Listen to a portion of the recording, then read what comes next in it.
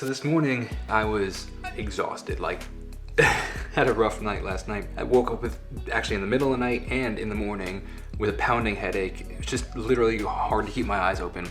So I decided, let's drink some regular coffee.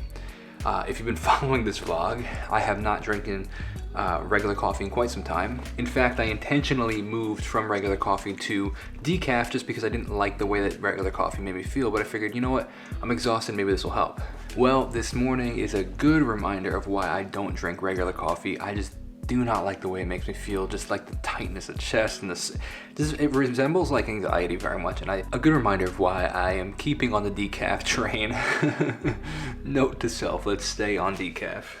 So I want to talk about the importance of keeping an open line of communication in any aspect of your life, whether it be family, friends, work, whatever the case is. Communication is key. As cliche as it is so important to keep an open line of communication. As me and my wife are navigating being new parents, it's just really important for us to talk and say, hey, I'm frustrated in this area, or I need more help in this area. Because I'm realizing, like, if you don't communicate, it just leads to frustration and resentment in any area, though. In business, if I don't communicate with a client or they don't communicate with me, there's going to be a disconnect, and there's going to be frustration of, hey, they didn't get what they want, or I am expecting too much or too little from them because they didn't communicate. So I think that it is super important to maintain adequate levels of communication while also being careful not to over communicate. Sometimes over communication can actually be a fault, in the sense of there are things that don't necessarily need to be shared within relationships, in the sense of, like, sometimes over communicating hurts the person where it doesn't need to be said. That also being said, sometimes over communicating in business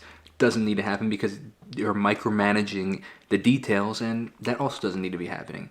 So finding the adequate lanes for communication, I think, are super important.